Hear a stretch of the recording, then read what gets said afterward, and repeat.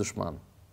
Rivayatta gelет Bayhaqi kında Şuab'da kitap Şuab degan kitabında İçtihadal Aş'ari qabla mevtihi içtihadan şadiden ölümden aldan ayabay şu ibadatqa güçöйтүп менет кылганда faqila lahu aytkan eken mınday depçi law amsakta wa rafaqta bi nafsik ba'da rifq siz özüңүздү кичине кармабайсыз bu biraz эми жумшак кылбайсызбы өзүңүзгө өтө катуулук кылбай өзүңүзгө жумшактык кылбайсызбы дегенде мындай дептир innal khayl ida ursilat faqarabat ra'sa majraha akhrajat jami'a ma 'indaha والذي بقي من أجلي أقل من ذلك. Gülük atlar var go. Kaçan jarışka düşkönde innal khayl ida ursilat. Koy vergende atlardıçı gülüklerdi jarışka. Faqarabat ra'sa majraha dep finishke jakındap kalgan uçurda, baş çeteğinde kalgan uçurdaç. Akhrajat jami'a ma 'indaha at bolgon taqat күчүн sarptayt egende. Jarıştaçı. Em bunu aytıtat. Valladi baqiya min ajali. Ay ant menen içeyin. Menin ajalımdan kança kaldı hazır men bilbeyim. Aqallu min zalik. Budan da azırak kaldı go deyt. Emi atqa salıştırıp atat. Akırkı ömürünün ayağında musulman adam gazdı dakansa baş kerek eken de ibadatdaç. Muna söz men aytkandach. Maşallah. Oturup jalkalanyp oturup kalbay. Finishke kelgende adam ne kılat? Oturup kalabı je жүгүрөбү. Жүгүрүп аткан жарыштан болгон күчүн сарптайт да. Акыркы демин сарптайт. Бул ушундай деп өзүн мисал кылып айтып атат да. Эми мен азыр канча билбейм канча ажалым калды, бирок bundan да азыраак эле калды го дейт да. Ошондуктан буга мен дагы көбүрөөк не кылышым керек дейт, мээнет кылышым керек дейт. Так что силерди мени соротуп, жумшак болуңуз, өзүңүзгө кичине ырайым кылыңыз дегендерди койгула деген сөз да. Карачы, Абу Муса Аш'ари радıyallahu anhu мына мусулмандарга чоң сабак берип атат да. Өзгөчө жашы улгайып баратканда өмүр өтүп баратат. Болду таксыр. Нар жак бер жактарды күнөө арам нерселерди уже эшигин жабыш керек. Бул жагы уже даярдыгы жакын болуп калгандан кийин ошого жараша даярданыш керек дейт да. Айтат эми. Бул киши эми жашы ушундай болуп атат. Лакиннаху ламма тaqaddamat bihi sin Kaçan ömürü bir topqa çıkıp kalgandan keyin va ahassa bi dunul ajal adam şu emi jaman bu jakşı jakın bolup kalat emi ajali ra annal khayr uddatan lil liqa'illah hiya al-ijtihad fil a'mal adam görөт emi jakın arada barıp Allah'a jolugam emi andan көрөк ошого мен жакшы даярданышым керек ал кайсы амалда мээнетте амалда мээнет falamma utiba fi zalika kandan ушудан bunday деп жемеленип айтып айыптап мындай кылбаңыз эми өзүңүзгө ырайым кылыңыз деп айтылганда ва талабу минху сизге жумшактык кыл. Ушундай сөз менен жооп берди да. Innal khayl ida ursilat качан аттар жүгүргөнгө кой берилгенде faqarabat ra'sa majraha жете турган ошо финишине жакын калганда ахража jami'a ma 'indaha ат бар такат күчүн сарптайт экен. Wallazi baqiya min ajali эми менин ажалымдан калган канча нерсе калды? Aqallu min zalik bundan da azırak kaldı deyit da. Demek ajal özü ölüm aytpay gelgendikten adam balası daima ahiretke dayardanıp жүрүш керек. Özgöçö жаштары o bir top 60'ka çıkıp kalganlar. Эми 70-80 өткөндөр тим боло ал. Булар көбүрөөк маани бериш керек бугачы. Кейбір мурунку алымдарыбыз айткан экен, алар Abdullah ibn Davud Хурайби деген болгон экен. Бул киши айтат, "Кана ахадухум ида балага 40 сана тавафи рашаху." Мурунку доордо адам 40ка чыкканда төшөктү ороп, диван пиванды уже токтотот экен да. Бул не дегени? Жай намаздын үстүндө, имазы төшөктүн үстүндө аз айтып, жай намаздын үстүндөгүнү көбөйтөт экен да. 40 жашка өткөндө. Wa kana ba'duhum yuhil layl. Кейбірлер ошо болду. Таң атык шакты ибадат кылып чыгып кетет эле дейт. Файда надарал фажр качан багымдатка анан кийин көз салганда айтат эле инда сабах яхмадул кавмус сура деп коет экен. Яхмадул кавмус сура таң аткан учурда айтылган ушундай бир мисал сөз болуп калыптыр да. Яхмадул кавмус сура дегени эгерде бир чоң ошо чөлдөн барсаңыз чөлдүн ортосуна жетип нар жагына чыкканга чейин дагы бир топ машаккатты да. Ошол машакатты ошол чөлдү кесип өттү деп коом мактаганда ушул сөздү айтылып калат экен да. Бунун мааниси бирөө эгерде таң ат жакты ибадат кылып чыга турган болсо, мына коом аны чоң кыйынчылыкты басып өттү деп макталып калат экен да. Анас ибн Малик радыйаллаху анху айтат, бир жолу Абу Муса Аш'ари радыйаллаху анху менен биргеликте биз сапарда бараттык эле дейт. Фасами аннас ятахаддасун, адамдарды угуп калды, ар кандай сөздөрдү сүйлөшүп барып кетип атканынчы.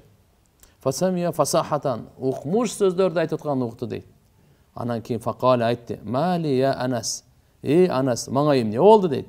Халумма фалнадкур раббана, бергел экөөбүз Роббубуз Аллах тааланы эстейличи. Фа инна хаула якаду ахадухум ай яфриял адима билисани.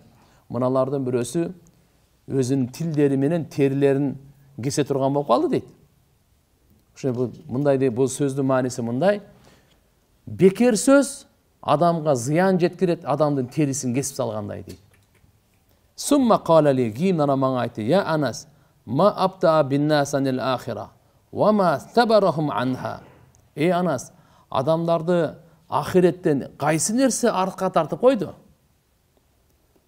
Ва ма табарахум анха дегенин мааниси Маллади садданнас ва манахум ан таатилла. Кайсы нерсе Алла таалага баш ийүүдөн тыйып салды? Кайсы нерсе адамдарды Алла таалага моюн сунуудан, баш ийүүдөн токтотуп койду? Деп сураса, Анас разыяллаху анху айтат, мен мындай деп жооп бердим. Аш-шахават ва шайтан. Адамдын напсы кумарлары, шахваттар жана шайтан, ушул нерсе Алла таалага баш ийүүдөн токтотуп койду, ахиретке даярдануудан токтотуп койду деп Анас разыяллаху анху мен жооп бердим дейт Абу Муса Аш'ариге. Абу Муса Аш'ари айтат, ла валлахи, алар эмес деди, Аллага ант дейт. Валакин уджилат лахум дуnya, аларга дүние көбүрөөк берилип калды дейт. Ва ухират ахира, ахирет аларга кичине аркараак кечиктирилип калды. Валау аяну ма адалу ва ма майялу. Эгерде булар өз көзү менен көргөндө, анда жолдон мындай кылып бурулуп кетмек эмес булар. Туура жолдон кыйшайып калмак эмес булар. Түз жолдон ооп кетмек эмес булар. Мейил болмок эмес деди да. Бул дегени Абу Муса Аш'ари айтып атат, себеп дегенде бул негизи дүние ачылганда адам баласына. Адам баласы ахиретти унута баштайт экен да, унута баштайт экен. Дүние көбөйгөн сайын ахиретти унута баштайт. Амалдары сусташа баштайт. Амалдары алсырай баштайт экен да. Абу Муса Аш'ари мына ушуну маанини берип атат. Бул өзү мейли Абу Муса Аш'аридин сөзүбү, же болбосо Абдулла ибн Давудтун сөзүбү, бул насааттар Кур'ани Каримдеги машур аят бар. Мына ошодон келет. Кур'анда Алла мындай дейт да: "Хатта ида балага ашуддаху ва балага 40 сана." 40 жылда айтып койгон да. Качан жетилгенде адам баласы, андан кийин 40 жашка толгондо, мына ошодон кийинки эми адамга алсыздык келе баштайт экен да. Бардык жагынан алсыздык келе баштагандан кийин бул белги, даярдана бер. Бардыгы эле даяр болуш керек өзү. Бирок буларга өзгөчө белги. Баягы ашуунун чокусуна жеттиң, эми ылдый. Мына нарысы жогору эмес, ылдый. Ошого даярдана бер деп. Не деди Кур'анда Алла субханаху ва таала Ахқаф сүрөсүндө качан жетилип 40 жашка жеткенде айтат: "Робби аузи'ни ан ашкура ни'матака аллати ан'амта алейя ва ала валидайя ва ан а'мала салихан тардаху ва аслих ли фи зуррияти inni tubtu ileyke ve inni minel muslimin." O Rabbim, bana tevfik ver, mümkünçülük ver. Şükür kılganга, senin nimetine, uşunday nimet, bana tartolagan, jana ata-eneme tartolagan, jana ya Allah bana tevfik ver, özün razı olgan, jakşı amaldı kılığıma. Jana meni oңдогун, urpaktarımda, albatta men sana tövbe kıldım, jana men moyunsunуучуларданмын дейт да. Мына дуа тугандар, Алланын кайсы неmatын көрсөңүзчү, ушу дуаны айтканды жаттап алыңыз. Робби аузи'ни ан ашкура ни'матака аллати ан'амта алейя. Ya Allah, мага товфик бер. Неmatыңа шүгүр кылганга мага эмне бер?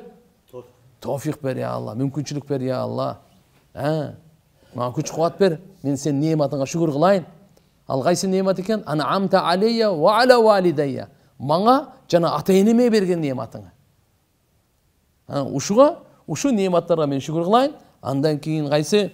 Андан кийин ва ан амала салихан тардаху. Ya Allah, мага тawfiq бергин, сен разы болгон жакшы иштерди кылуума. Сен разы болгон жакшы иштерди кылганга, ya Allah, мага tawfiq бергин, tawfiq бергин.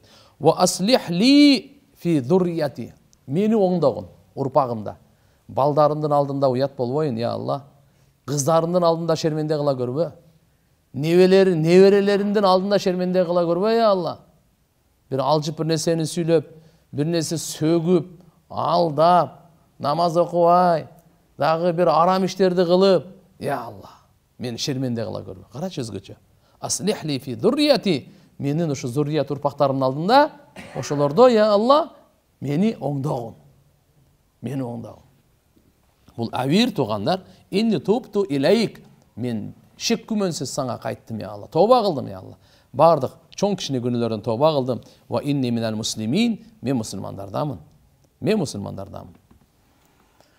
Өзү кимге Алла Таалам тawfiq берсе, al-muwaffaq man iltafata ila ahiretihи ma dama fi nafasihi baqiyatun. Ал кимге Алла Таалам tawfiq берет? Кимдин ахиретке жүздөнсө, ахиретке багыт алса, качанга чейин деми барбы? Бул ахиретке багытталып турган, ошол адам Алла Таалам ошол tawfiqтын эшигин ачкан деген адам да. Tawfiqтын эшигин ачкан адам. Хассатан ида кана мимман жаз. Өзгөчө качан ким 60-тан өтүп калса, 70-тен 80-ден өткөндөргөчү тим более. Алардын ошо дайыма эле жүрөк уже ахиретке багыт алып туруш керек экен да. Ахиретке жүздөнүп туруш керек экен. Ахиретке жүздөнүп туруш керек экен. Бул кишинин дагы насааты Абу Муса Аш'ари радıyallahu anh насаатынан ма раваху Касамату ибн Зухайр. Касама деген табиин. Бул риваят кылат, хатабана Абу Муса бил Басра. Абу Муса радıyallahu анху Басра Иракка келди дагы бизге хутба айтып калды дейт. Факала айтты: "Я айюхан нас, ey адамдар, ибку илагла" dedi. Fa illam tabku fatabakau. Эгерде илай албасаңар, анда өзүңөрдү ушу илагандын сүрөтүн куруп, илаганга мээнет кылгыла, аракет кылгыла. Деди. Fa inna ahlan nar, анткени дозоктуктар барго, yapkuna dumua. Алар көз жашын чыгарып илайт дейт. Hatta tanqati'a, gözünün jaşı tügөнөt дейт. Суусу tügөнөt. Summa yapkunu dima, andan keyin kanга илайт дейт. Адамдын көзүнөн жаш дагы чыгат, кан да чыгат. Көз жашы түгөнгөндөн кийин кан менен илайт экен. Hatta law ursilat fiha sufun lajarat. Ушунчалык кыямат күнү көп илайт дейт. Анын ушул ыйлаганына киши кемелерди жүргүзсөң болот дейт. Кыямат күнү жөнөкөй күн эмес экен да.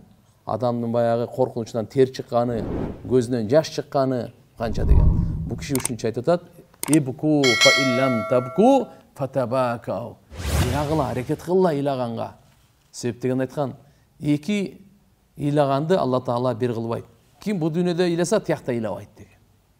Алла Тааладан коркуп илаган бул улуу ибадат болуп эсептелет. Бул ыйлоо Алла Тааладан. Ал-бука мин хашиятилла дабу салихин. Салихиндердин адаты экен бул. Ва хадию аулия иллахил муфлихин. Ийгилик тапкан аулиялардын багыты, жолдомосу экен булар. Илаган.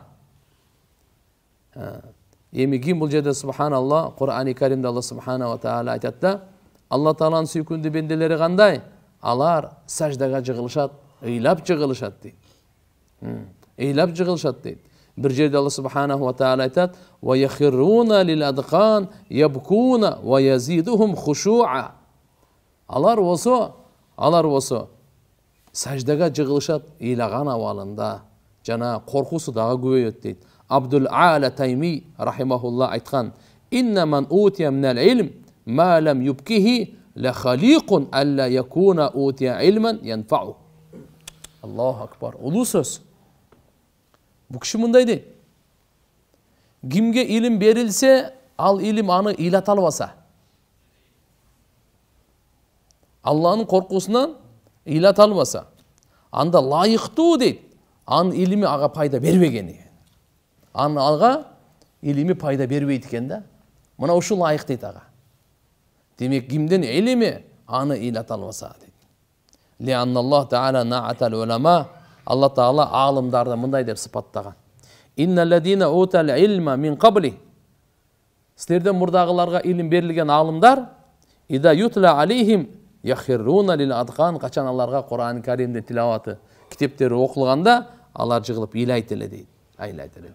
Абдулла ибн Масуд радиаллаху анху Ниса сүрөсүн пайгамбар саллаллаху алейхи вассалам окуп бергенде, өзү окуя мындай болгондо пайгамбарыбыз айткан Абдулла ибн Масудту окучу Кур'ан деген.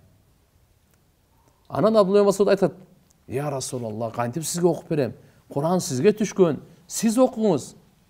Жок. Мен кандай мага түшүп мен окугам, ошондой эле мен буйрулгам укканга дагы. Буйрулгам укканга дагы.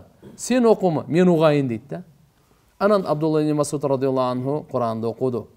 Окуп келип, "Факайфа ида жи'на мин кулли умматин бишахид ва жи'на бика ала хаулаи шахида" дегенге жеткенде пайгамбар саллаллаху алейхи вассалам айтты: "Хасбук, токто, болду" деди. Андан кийин "Кал амсик, токтот" деди. "Фа ида айнаху тадрифан", мындай карасам пайгамбарыбыздын эки көзүнөн жаш чыгып аткан экен. Бунун мааниси факайфа, кандай ида жи'на, качан биз ар бир үммөттөн бир күбөнү алып келип, сени ошолордун бардыгын үстүнө күбө кылып алып келгенде, ошол күн кандай болот экен дегенде. Бу кыямат күнү эстегенде пайгамбар саллаллаху алейхи вассалам көзүнөн жаш агып кетти. Жети түрлүү кишиге кыямат күнү Алла субханаху ва таала өзүнүн аршынын көлөкөсүнөн, мээрим көлөкөсүнөн Алла таалам жай берет. Ошонун бирөөсү закараллаху халиян фафадат айнаху, эч ким жок учурда, жалгыз учурда көзүнөн жаш чыккан, ыйлап Алла тааланы эстеген киши. Алланы эстеп өзү жалгыз. Жана эки көзүнөн жаш чыккан, ошо жетөөнүн бирөөсү ушу экен да. Демек бул фазилеттүү амал экен туугандар. Мына жердеги Абу Муса Аш'ари радиаллаху анху айтып атканы, ыйлагыла, ыйлай албасаңар, ыйлагандын аракетин, мээнетин, сүрөтүн кургула дегени өзү ыйчы. Кайгыдан кийин келет да. Адам кичине кыжалат болгондо, кайгырганда аркасынан анан көз жаш чыгат да. Ошон үчүн сен дейт, жүрөгүңө сен кичине кайгыны алып келгин дейт. Аркасынан көз жаш чыгат. Эмнени? Алла таала Кур'ани Каримде кандай коркутууларды айткан, кандай уадаларды айткан, Алла таала кандай өкүмдөрдү берген, ошолорду аткара албай калгандыгыма деп кайгы келсе, аркасынан анан кийин ый келет, көз жаш чыгат да. Субханалла, аалымдар айтышкан. Ким ыйлай албасачы, ыйлай албагандыгы үчүн ыйласын дейт. Кимдин көзүнөн жаш чыкпаса, көз жаш чыкпагандыгы үчүн дагы көз жаш чыгарсын дейт. Ыйлай албаган биз азыр абалыбыз ошол. Алла, сенен коркуп ыйлай албай атып ушугаби?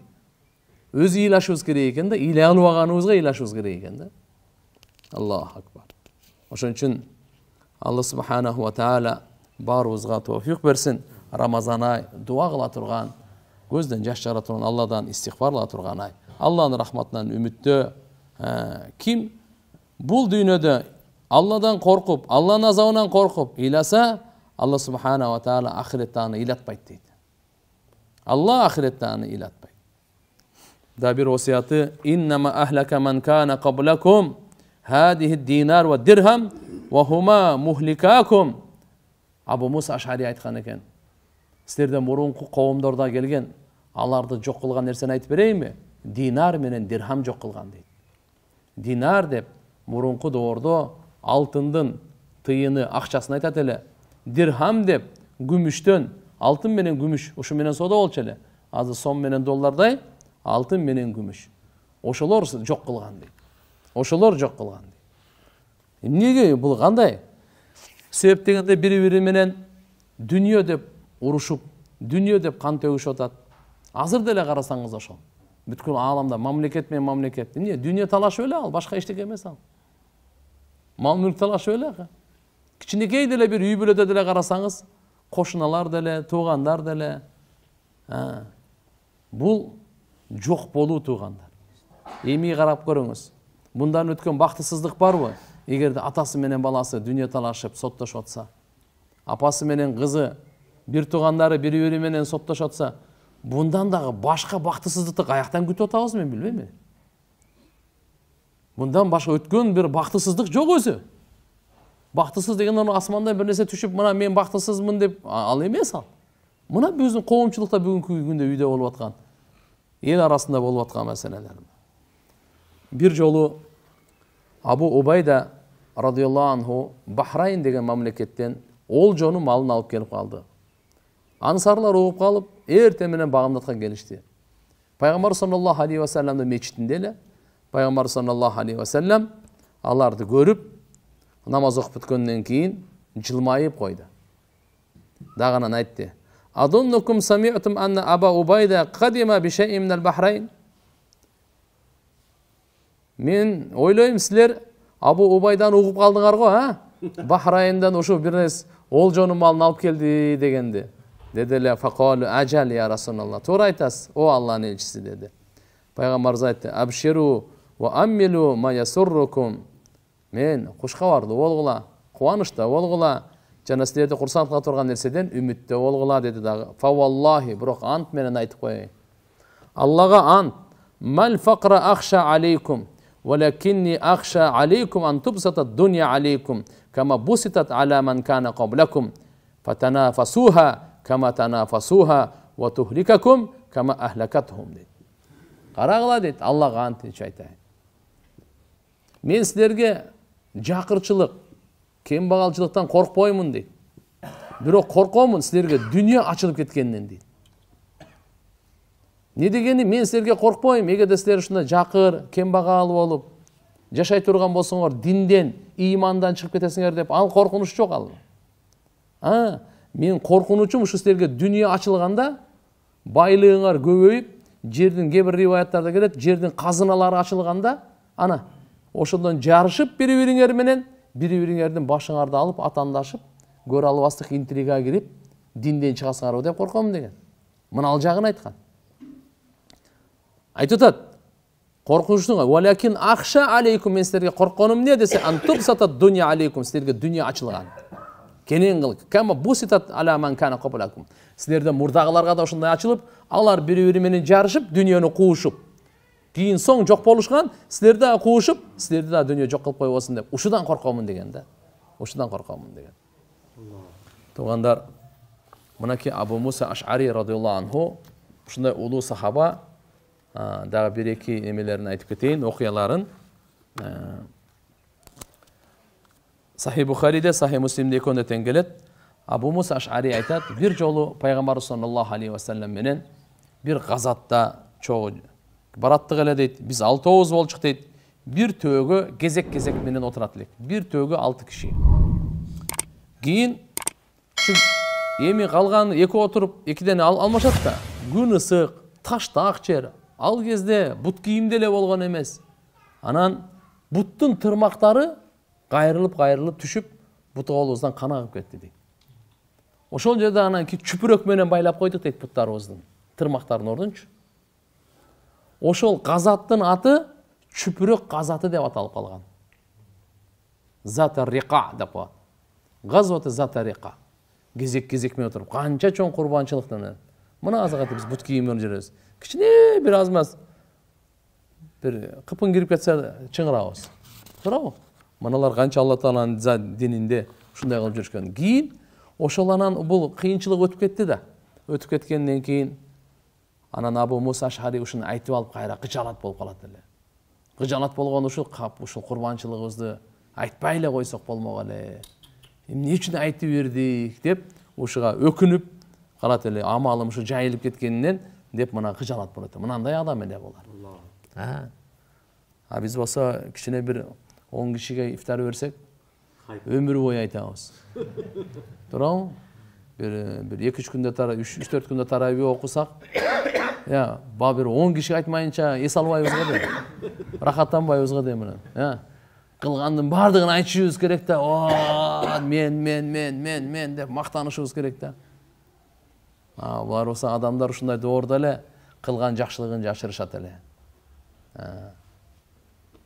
Мейли. Hazreti Umar razıyallahu anhu bir жолу айткан эле Абу Мусага: "Заккирна Раббана та'ала фа яқра." Эстетчи биздин Роббубуз. Абу Муса укмуш айттык го, жакшы окуйт эле Кур'ан, кийин окуп берип. Дүйнөдөн кайтып атканда балдарына бир окуя айткан экен. Балдарына бир окуя айтып, ал окуяны Сахиб Рагиф деп коет экен. Дүйнөдөн кайтып атканда Абу Муса Аш'ари балдарын топтоп: "О балдарым, удкуру Сахиб Рагиф. Силер немени эстегиле. Рагиф деп кичинекей лепешканы айтат. Азына түрктөрдө жасап атпайбы, эмне лавашка окшош бар го? Ичи мында бошураак, бирок андай чоң эмес, кичинекей деген. Ушундай лепешканы Рагиф деп коет. Бул Сахиб Рагиф деген эмне болгон экен? Бул кандай окуя болгон десе, мурда бир киши болгон экен, өзүнүн ибадатканасында 70 жыл ибадат кылыптыр да. Эч түшпөйт экен, чыкпайт экен да ибадатынан. Түнү күнү ибадат. Күндөрдүн биринде шайтан bir ayaldın сүрөтүндө, жаш кыздын сүрөтүндө, келбетинде келишкен болуп, буну азгырат дагы. Бул менен 7 күн чогуу болуп коет. Кийин шайтан өзүнүн акыйкатын ачкандан кийин бул тооба кылып качып чыгат. Ар качканда да кандай тооба кылат? Ар бир кадамга бир кадам таштаган сайын солла ва сажада намаз окуп сажда кылат. Кайра туруп намаз окуп сажда кылат. Кайра туруп намаз окуп сажда кылат. Ар бир кадамга тообасы ушундай болот да. 70 жылдык ибадатын текке кетти. 7 күндө жок кылдым, я Алла.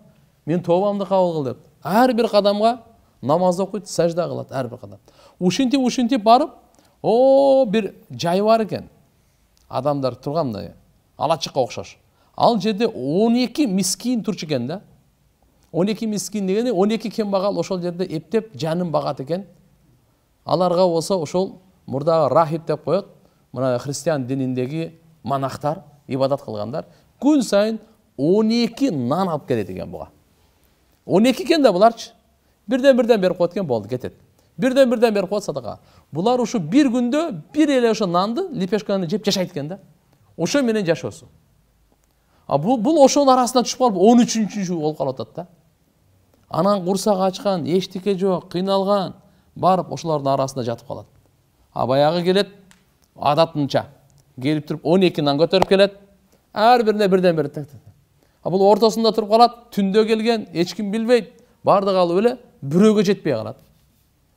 13 болуп калганда жетпей калат. Андан кийин ошо жетпей калган айтат: "Мен акым бербесинби?" дейт. Мен бердим го дейт 12-ні. Жок, мага жетпей калды дейт. Алар түшүнбөйт ошо 13-чү адам кошулуп калганынчы. Анан кийин айтат: "Мен силерге зулумдук кылдымбы? 12-ні алып келдим эле." Туурабы? Туура. 12-ні бердим го, бердим. Бирок эмне үчүн мага жетпей калды деп. Анан мамиле ачык болот, что бул 13-чү киши баягы келип калган. Анан ал бул эмне дейт? Кой деп бунун ошо нанын анан кайтарып берет экен. Сен ал деп турупчу. Эми бербесе болбойт да, аныкы да. Ошо берип, ошо күнү эчтекеси жок, ачка, ажалы келет да дүйнөгө өтүп. Нанды бирок берет. Нан буга берилген болчу. Бунун акысы болчу. Бирок ошондо да кой деп туруп, ошол ушунун арасына келип калдым эми. Ошол эле жесинчи деп эле. Мен жебесем жебей, өлсөм өлүп калайын болуптур деп анага берип берет дагы. Ошол жерден жаны өтөт. Субханалла. Анан эмне болот? Фа асхабат таиб майитан, ошо тооба кылган киши өлүк болот да. Фа вузинат 70 сана би 7 лаялин. Фаружжахат лаялин. Ва вазна рагиф би 7 лаяли, фаружжаха рагиф. Аллаху акбар. Түшүндө караса, түшүндө таразага тартылат. 70 жылдык ибадатын. Таразаны бир ташына баягы 7 күндүк баягы шайтан менен болгону бир тарапта. Бул экөөнү таразаны тартса, 7 күндүгү 70 жылдыгын басып кетет да. 70 жылдыгы жок ибадат. 7 күндүк менен 70 жылдык ибадаты жок болуп кетет. Кийин ошо 7 күндүк зынасын, арамдыгын таразага тартып, баягы лепешканы таразага тартат бияка. Тартса, бунусу жок да. Бул лепешка буну басып кетет да. Мына ошо садака ошол өзү карап туруп дагы ошо берген садакасы соо ушунчалык көп экен да. Ошон үчүн балдарына айтат: балдарым, не дейт эле? Баягы лепешка ээсин эстеп койгула дейт эле да. Дүйнөдөн өтүп атканда. Бунун эмне мааниси? Кичинекей амал деле сен аны кичинекей деп эсептебе. Кээде чоң маселелерди кичинекей чечет. Кээде чоң маселелерди кичинекей амал ихластуу болсо чоң маселелердин бардыгын чечет. Ошон үчүн кичинекей амалды жөн таштап кое бербе. Бул не жок. Мүмкүн Алла Тааланын ыраазычылыгы ошол нерсе деди. Мынандай болуп, ошон үчүн Абу Муса Аш'ари радыйаллаху анху балдарына дүйнөдөн кайтып өлүм төшөгөн учурунда айтты: "Удкуру сахибар рагиф." Буну сахибар рагиф деп коет. Ошол нандын, лепешканын ээсин эстегиле дейт. Абу Муса Аш'ари радыйаллаху анху өтө ысык күндө орозо тутканды жакшы көрөт эле. Айтат эле, ким өтө ысыкта орозо тутса, Алла Таала кыямат күнү сөзсүз аны суусун кандай эме кылып чаңкосын кандырат дейт эле. Буну издейт эле ошого. Орозо кармайт эле ошондон. Анан айтат эле мындай деп: "Инна шамс фауқан нас яуман кияма ва амалухум tudilluhum ва тусхибухум." Мындай деп айтат эле Абу Муса Аш'ари радыйаллаху анху. Кыямат күнү күн адамдын башына келет. Азыр канча мил, канча километр ушунча узактан ушунча табы. Эги 1 милге 1 километрге келе турган болсо канчасы ите? Кактап коет да. Ошондо амалыңыз сизге көлөкө болуп берет. Бу дүйнөдөгү кылган амалыңыз, демек амалды көп кылайлы, сапаттуу кылайлы, бекем туура кылайлы. Бул эртеге бизге көлөкө экен. Эртеге бизге шерик экен. Жараткан Алла Таалам Абу Муса разыяллаху анхудан разы болсун. Бизге да Алла Таалам өзү тоофик берсин, амалды туура кылганга, көп кылганга.